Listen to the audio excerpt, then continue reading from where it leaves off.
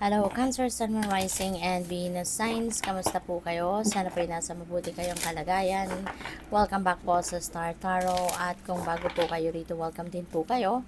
And please subscribe, like, and share my videos po. And leave me a comment kung naka-resonate po kayo. Thank you.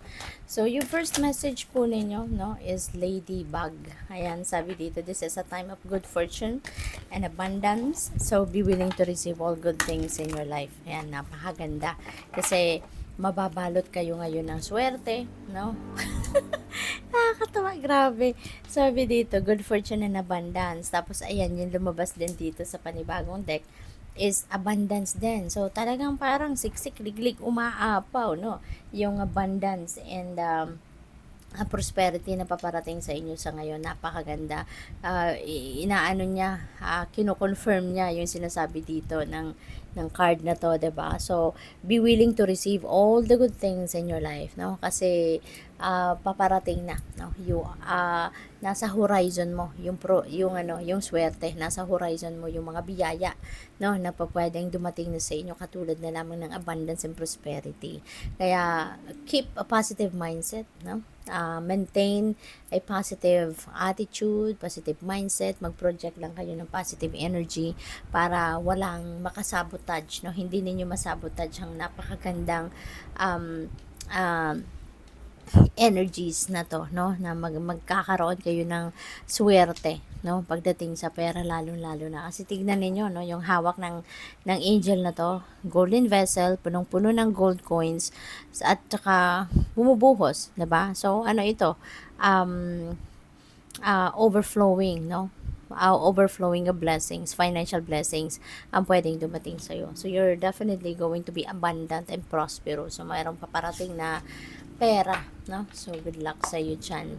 And maraming salamat din, no, Cancer, sa mga nag-subscribe na sa aking channel, pati na rin sa mga hindi pa nagsusubscribe. Sana po mag-subscribe na kayo. Salamat. At doon naman sa mga hindi nag-skip ng ads po, maraming salamat din, pati na rin sa mga nagpapadala ng donation through Super Thanks. Maraming salamat po.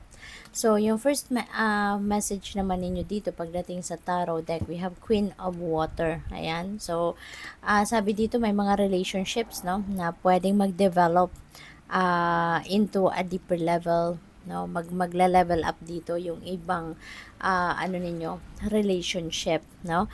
At maaari ng iba sa inyo dito baka mag-aasawa na, or from magkaibigan baka magiging magjowa na, yung ganun ba?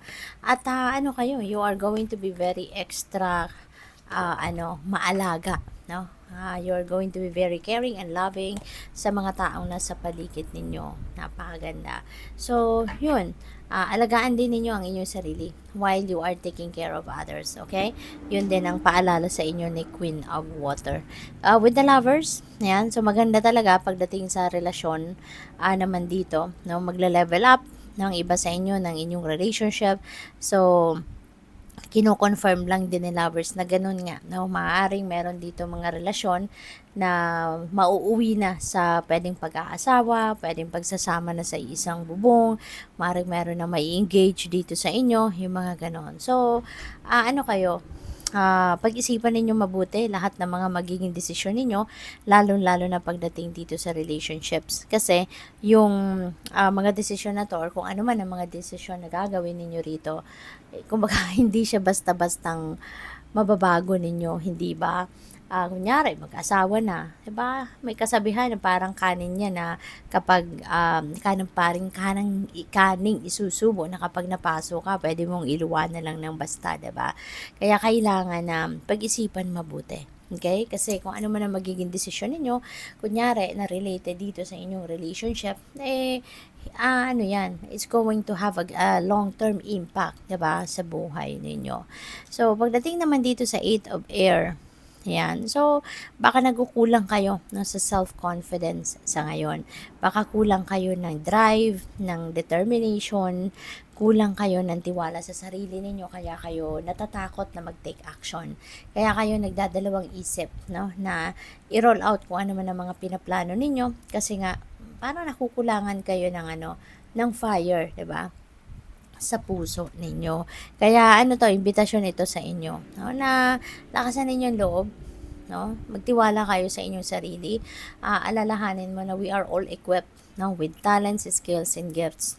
At kayang-kaya nating isakatuparan kung ano man ang mga pangarap natin, ano man ang mga goals natin, kayang-kaya nating gawin yan. Kayang-kaya nating dalhin yan sa ating realidad, okay? Magtiwala ka lang. And the High Priestess, yan, listen to your intuition. Napakahalaga na makikinig kayo sa inyong intuition kasi divinely guided ka, Cancer. Lagi kang ginagabayan ng Divine Universe. Pinapadalhan ka ng mga guidance, no? Pinapadalhan ka ng visions, pinapadalhan ka ng mga panaginip, 'di ba? And those are all to guide you, to help you, no? Na manavigate mo ng tama, no? Ang buhay mo, ang mga sitwasyon, no, sa buhay ninyo.